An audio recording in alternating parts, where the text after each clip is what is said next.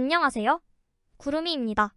구독과 좋아요 부탁드립니다. 알리안츠 아레나에서의 빈센트 콤파니의 홈 데뷔는 성공적이었습니다. 바이에른은 프라이부르크를 상대로 케인과 밀러의 득점으로 2대0 승리를 거두었습니다. 레버쿠젠의 분데스리가 35경기 연속 무패 행진이 끝난 이후라 더욱 주목되는 경기였습니다. 바이에른 뮌헨의 아이콘 토마스 밀러는 710번째 경기를 치렀습니다. 밀러는 전 경기 볼프스부르크에서 승리하며 이미 골키퍼 제프 마이어를 추월한 상태였습니다. 마이어는 1962년부터 1979년까지 바이에른에서 473번의 리그 경기에 출전했었습니다. 오늘 SC 프라이부르크와의 분데스리가 경기로 475번째 출전한 밀러는 바이에른의 유일한 기록 보유자가 되었습니다. 챔피언스리그 151경기, DFB컵 66경기, DFL 슈퍼컵 12경기, 유로파 슈퍼컵, 클럽 월드컵, 챔피언스리그 예선 2경기 출전의 밀러는 계속해서 기록을 이어가고 있습니다. 무슨 일이 일어날지 알고 있었습니다. 하지만 그런 기록은 저에게 그다지 중요하지 않습니다. 기술적으로 뛰어난, 잔인할 정도로 아름다운 골을 넣었다는 사실이 더 중요하죠. 그게 저를 행복하게 합니다. 김민재는 전 경기와 다르게 오른쪽에서 왼쪽으로 자리를 옮겼고 양팀 수비 중 최고점을 받았습니다.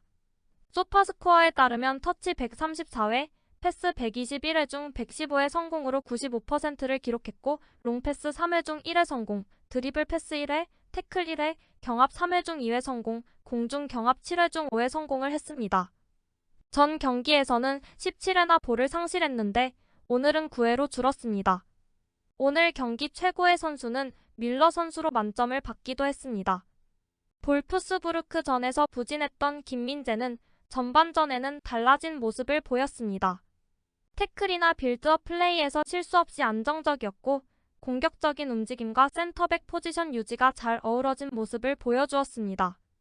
후반전에는 간혹 패스나 조율 실수를 범하기도 했습니다. 하지만 오스테르하게를 상대로 한 차례 훌륭한 선방을 펼쳤습니다. 전반적으로 좋은 경기였습니다. 우파메카노는 불과 몇 초 만에 파울을 범했고 그 후 몇 분 동안 불안정한 패스와 아쉬운 태클을 선보였습니다.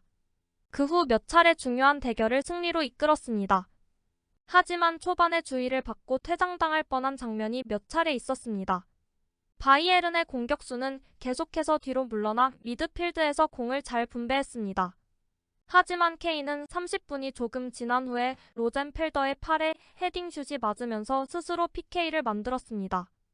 이후 논란의 여지가 있는 페널티킥을 침착하게 성공시켰습니다. 후반전 케인은 다시 득점하지 못했습니다. 710번째 출전으로 밀러는 이제 바이에른의 유일한 기록 보유자가 되었습니다. 이 베테랑 선수는 자신의 기념일 경기에 걸맞게 기술적으로 놀라운 골을 넣으며 2대0을 만들고 중요한 순간에 승부를 결정지었습니다. 정말 감탄을 금할 수 없습니다. 시즌 초반보다 약간 더 안정적이긴 하지만 완벽하지는 않습니다. 패스는 더 발전해야 합니다. 최근 몇 가지 실수를 저질렀지만 여전히 선발 11에 남아 있었습니다. 우파메카노와 마찬가지로 오프닝에 문제가 있었습니다. 한국 선수는 약간의 불안한 모습을 보였지만 이번에는 실수하지 않았습니다. 휴식기 이후 훨씬 더 강해진 프라이부르크 팀을 상대로 몇 차례 클리어링을 성공시키며 기량이 향상되었습니다. 김민재는 수많은 기회를 만들고 골을 실점했던 볼프스부르크와의 분데스리가 개막전보다 훨씬 깔끔한 모습을 보여주었습니다. 심각한 실수는 없었고 대체로 신중했으며 매우 헌신적이었습니다. 가끔 센터 서클에서 상대를 다소 성급하게 공격할 때는 너무 헌신적이었습니다. 9번의 경합 중 3번을 패했지만 모든 바이에른 선수 중 가장 많은 공을 따냈습니다. 때때로 신경질적인 모습을 보였습니다. 볼을 잡을 때 불규칙적으로 행동하고 동료들과 소통이 부족했습니다. 하지만 시간이 지남에 따라 수비 3선에서 중요한 대결을 여러 차례 승리했습니다. 이후 프라이부르크 측의 압박에도 굳건히 버텼습니다. 김민재는 지난 주말 볼프스부르크와의 경기에서 실수투성이의 경기력을 보인 후 다시 태어난 선수처럼 보였습니다. 힘, 스피드, 패스 능력 등 한국 수비수 김민재는 이날 강력한 수비수로서의 모든 것을 보여줬습니다. 김민재의 가장 결정적인 순간은 60분, 우파메카노의 리바운드 크로스가 프라이부르크 미드필더의 경로로 바로 떨어지는 순간 바이에른 박스 중앙에서 패트릭 오스테르하게의 슈팅을 영웅적으로 막아낸 것입니다. 지난주 부진했던 모습을 완전히 회복한 김민재의 능력은 체력뿐만 아니라 정신력도 증명했습니다. 감독과 선수들은 연승과 클린시트에 만족하며 자축했습니다. 전반전에는 매우 좋은 포지셔닝을 했고 원하는 대로 경기를 했습니다. 후반전에는 리듬이 여전히 필요하다는 것을 알 수 있었습니다. 이기는 모든 경기는 한 걸음 전진입니다. 놀랍습니다. 함부르크에 있을 때 이 경기장에서 뮬러의 첫 경기를 보았습니다. 믿을 수 없습니다. 그가 100%를 다한 경기가 710경기였고 훈련에서도 그랬습니다. 그래서 그는 특별합니다. 뮬러가 뛸 경기가 아직 많이 있습니다. 전반전은 상대의 위협을 제한하고 동시에 우리만의 기회를 만들려는 우리에게 정말 긍정적이었습니다. 우리는 세컨드 볼과 카운터 프레싱에서 좋았습니다. 후반전에는 세컨드 볼에서 프라이부르크 선수들보다 한 걸음 늦었고 약간의 기세를 잃었습니다. 벤치의 차이를 만들어낼 수 있는 선수들이 있어서 정말 운이 좋다고 말해야겠습니다. 토마스 뮬러와 킹슬리 코망은 우리가 경기에서 이기는데 매우 중요했습니다. 상대방에 매우 특화되어 있었습니다. 저는 고전적인 오른쪽 풀백으로 뛰지 않았습니다.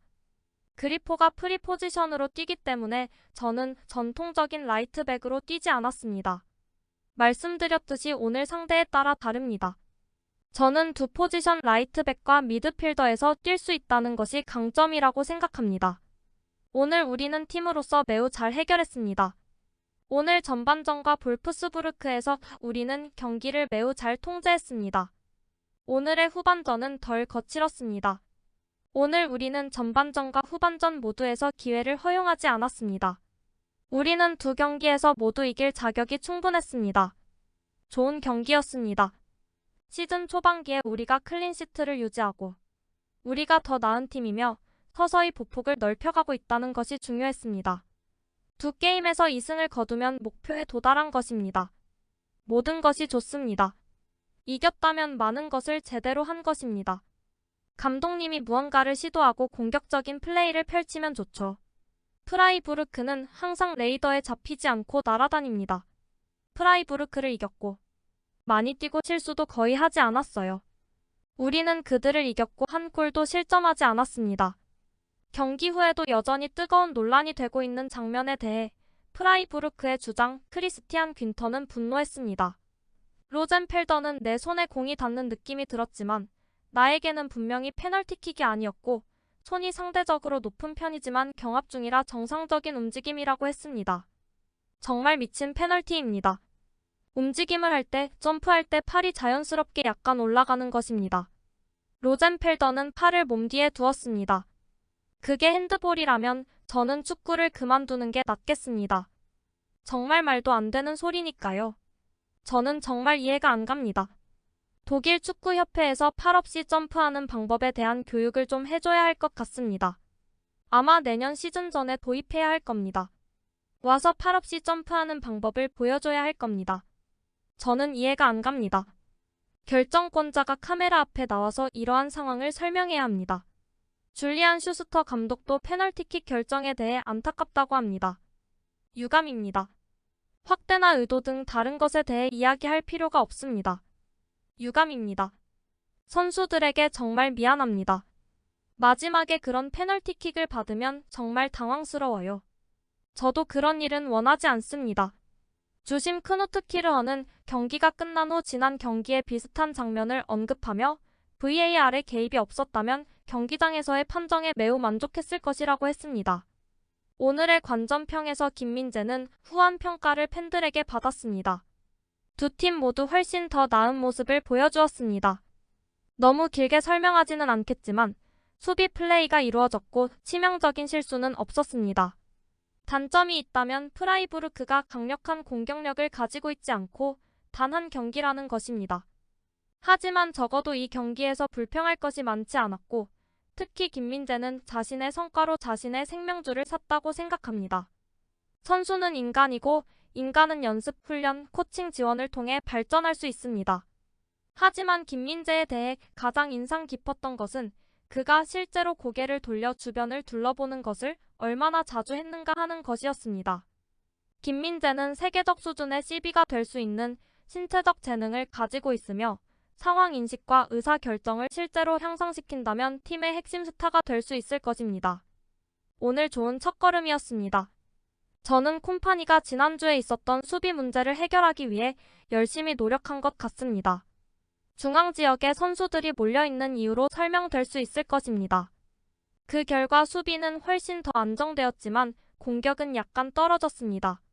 주목할 만한 사례가 몇 가지 있었고 상대는 우리를 꽤 잘 막았지만 공격에서 확실히 더 잘할 수 있습니다. 우리는 경기 내내 위험에 처한 적이 없었고 상대팀의 단 한 번의 찬스도 제 심장을 움켜쥐게 한 적이 기억나지 않습니다. 페널티킥을 제외하고는 득점했더라도 심판이 바로 휘슬을 불었을 가능성이 높습니다. 밀러의 특별한 날의 꾸준한 경기, 클린시트, 골은 더 바랄 게 없습니다. 게다가 노이어가 밀러와 함께 축하하기 위해 경기장을 가로질러 달리는 모습은 정말 가슴을 따뜻하게 했습니다. 오늘 김민재는 좋았어요. 규율을 통해 자신감을 키울 수 있습니다. 계속해서 스스로 노력하기를 바랍니다. 페널티킥을 줄 때 심판조차 어깨를 으쓱하며 미안해하는 모습이 너무 좋았어요. 공이 팔을 뻗은 팔꿈치에 맞았는데 어떻게 그런 판정을 내리지 않는지 모르겠지만 자연스러운 자세가 무엇인지에 대한 질문이 다시 나오기 때문에 힘들었습니다. 규칙의 문구를 보면 올바른 판정이긴 하지만 여전히 가혹한 판정이라고 느껴집니다. 그래도 책임을 회피하지 않고 그런 판정을 내린 심판에게 존경을 표합니다. FC 바이에른은 DFB 포칼 2라운드 경기에서 리그 라이벌인 FSV 마인츠와 원정 경기를 펼칩니다. 포칼에서 마인츠를 상대로 3번의 승리를 한 바이에른은 2022-23 시즌 2월 마인츠와 16강전에서 4대0으로 마지막 컵 대회 승리를 했었습니다. DFB컵 2라운드 경기는 독일 시간으로 10월 29일과 30일양일간 열립니다. 독일 축구협회는 앞으로 며칠 내로 정확한 킥오프 날짜를 발표할 예정입니다. 홍명보 감독이 이끄는 축구대표팀은 2일 오후 5시에 경기 고양종합운동장에서 2026 북중미 월드컵 아시아 3차 예선 대비 소집 훈련을 할 예정입니다. 축구대표팀은 5일 오후 8시 서울 월드컵 경기장에서 팔레스타인을, 10일 밤 11시엔 오만 무스카트의 술탄 카부스 경기장에서 오만과 경기를 합니다. 우리나라는 피파 랭킹 23위이며 팔레스타인은 96위, 오만은 76위로 B조 최고 순위에 위치하고 있습니다.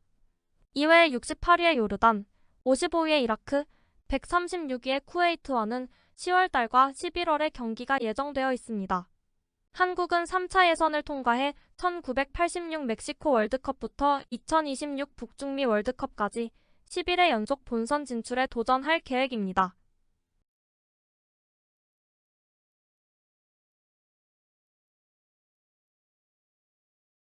구독과 좋아요는 제작하는 데 큰 힘이 됩니다. 감사합니다. 다음에 또 보아요.